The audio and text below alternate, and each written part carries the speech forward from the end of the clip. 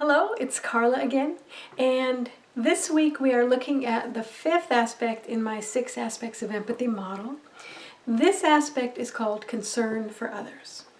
You might also call it compassion, but maybe not. It is sort of a fellow feeling, a warmth and a wish to do well, an interest in the welfare of others, and a need to help and support them.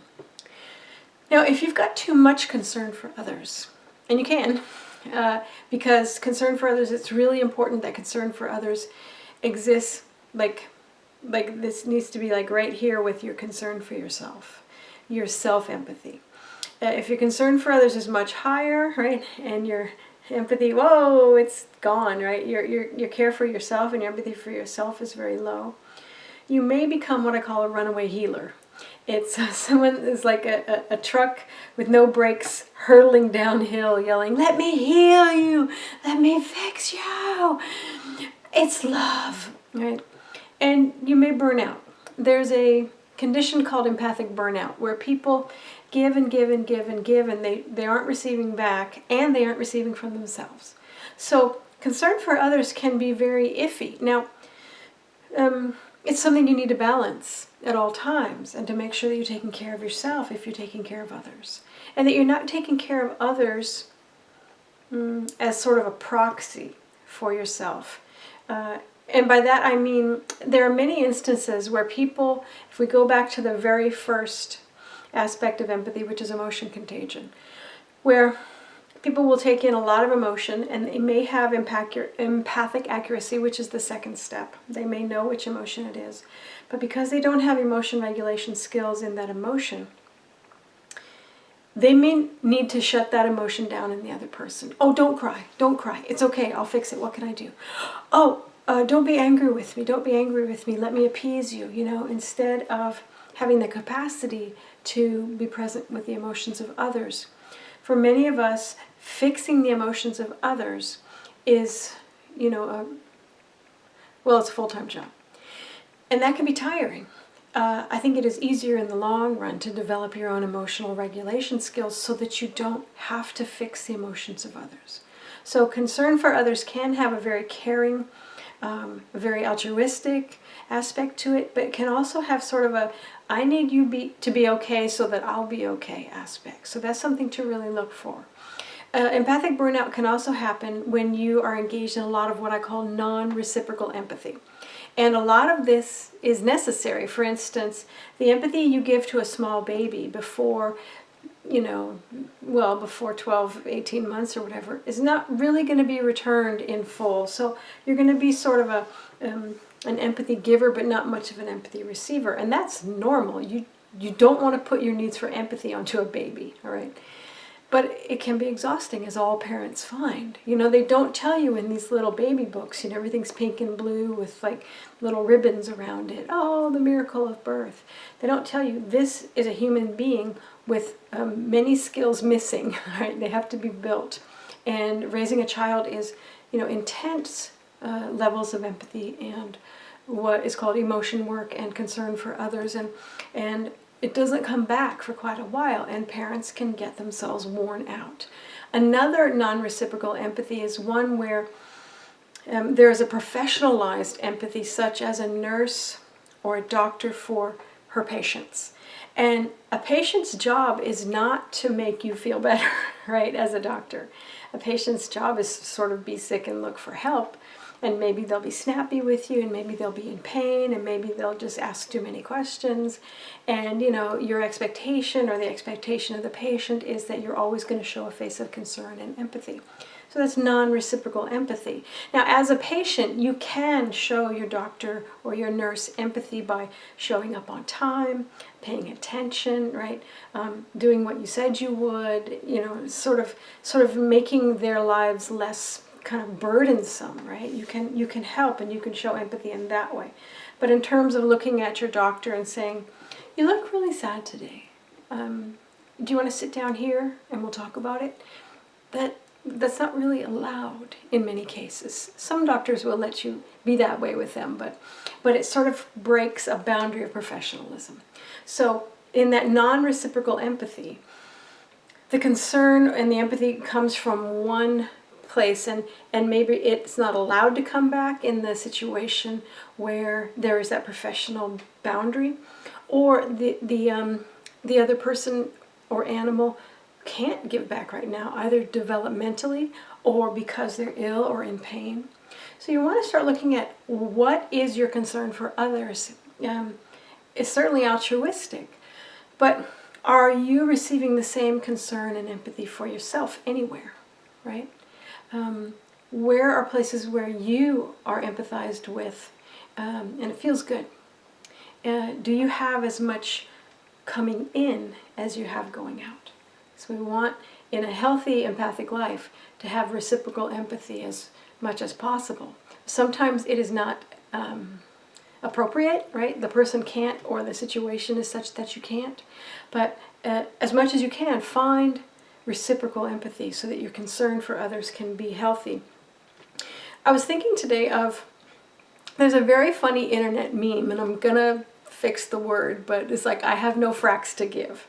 And there's huge, hilarious memes about, medieval farmers showing you their field, which is barren of fracks, and 0 fracks were given that day.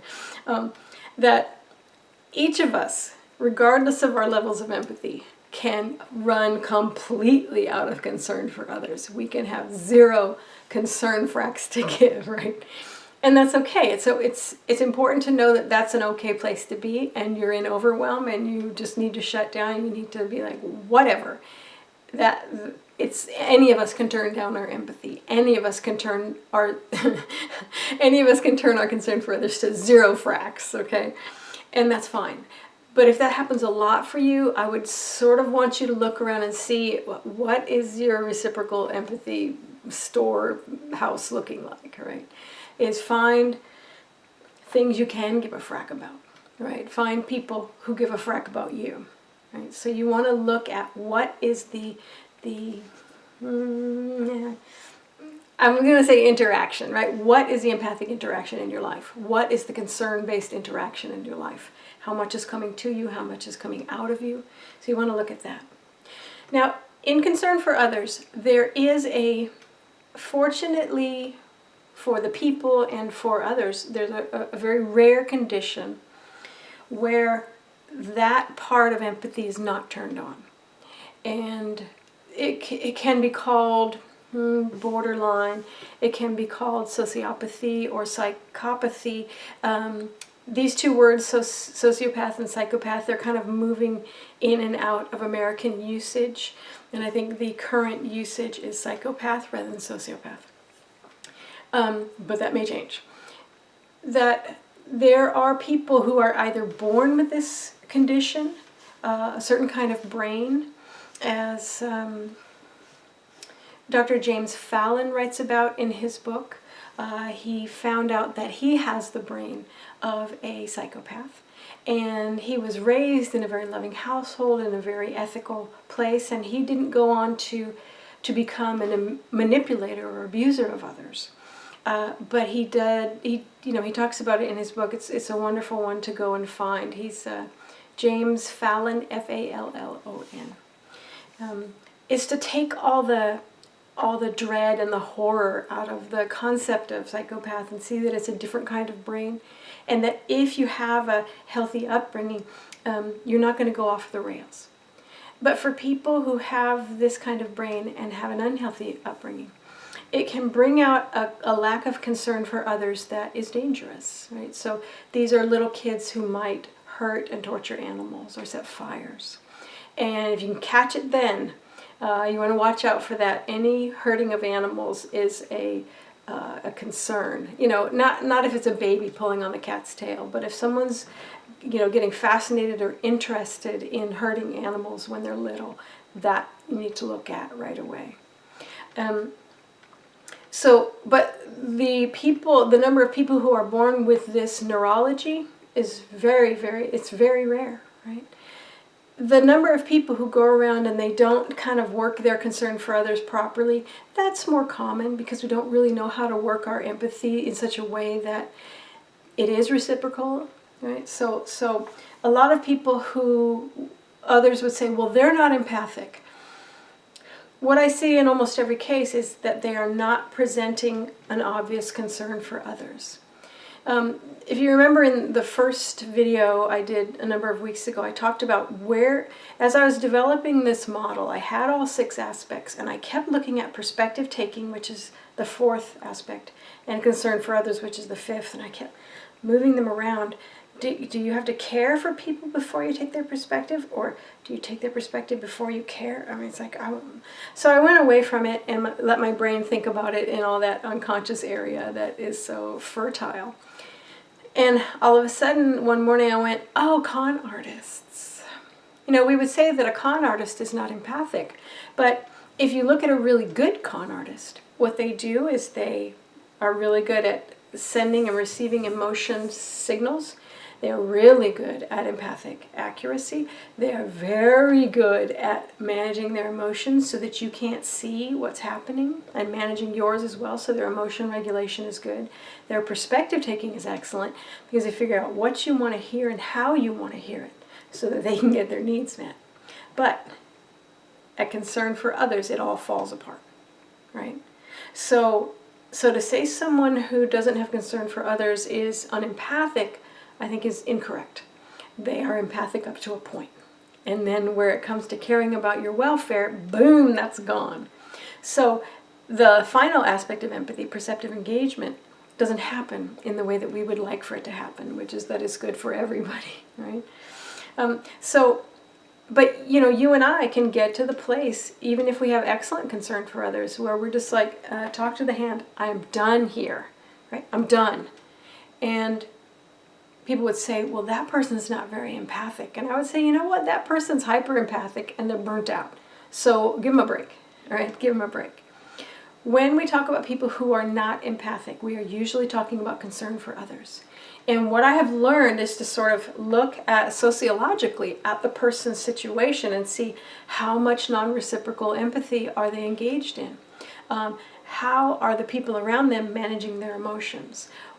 Is this person supported? Is this person grounded? Does this person have any self-soothing or resourcing practices at all? Or are they simply burnt out? You and I both know that sometimes you're so burnt out you cannot care, right? So it may not be, you know, this very rare condition of psychopathy or psychopathy. It may be that the person is in an environment that eventually won't support healthy concern for others with a healthy care for the self. So as you think about people who you would call unempathic, look and see, do they have the capacity to understand emotion and to pick it up from others? Like, do they like movies? Do they laugh at jokes? Do they enjoy literature? Do they listen to music? They would say, yeah, they probably have good emotion contagion abilities. Can they understand which emotion it is? Can they regulate emotions? Can they take perspective and know the difference between themselves and others? For little babies, they don't. There's a certain age at which they develop the ability to understand that you are different than me and you have different needs, right? So there are many babies who don't have the capacity to take perspective and understand the other. And then just look and see, are you talking about that there's a lack of concern for others or that there's a lack of concern for you? That may not mean the person's unempathic. That may mean the person is burnt out. And there's something that you can do about that. And in the art of empathy, I have so many skills to help empathic people get their feet back under them. You know, clear it out, start another day, and find what they can be concerned about. How many fracks they can give today. I can give it to you and I can give it to the dog. And that's a good start, right? So as you think of concern for others, look at how much concern you have for yourself and look at how much fully reciprocal empathy you are receiving in your life. If your concern for others is low and it's just a function of tiredness and it's a function of exhaustion and burnout, you can fix that. if it's a function of you can't care, you just can't, and you don't know how, then that's something to look at that may be neurological, that may be psychological, and that you may need support with. Something that I was finding in the research that made me feel just very positive and hopeful about writing this book is that no matter where you are in your emotional empathic capacities, at any age and any stage of your life, you can address it. If your concern for others is over the top and you're just barreling down the hill trying to fix everybody, you can address that. And if your concern for others is very, very low, you can address that, right? No matter why it's low. So this is, a kind of a crucial pivot upon which your empathy is a supportive and altruistic act, or if it's manipulative, or if it's just freaking absent, right? So concern for others is crucial. They're all crucial. But this is the place where people will call you unempathic. And it's important to know that you may not be unempathic at all. You may just be experiencing burnout, right? So take care of yourself, have concern for yourself, have empathy for yourself, and we'll see you next week. Bye-bye.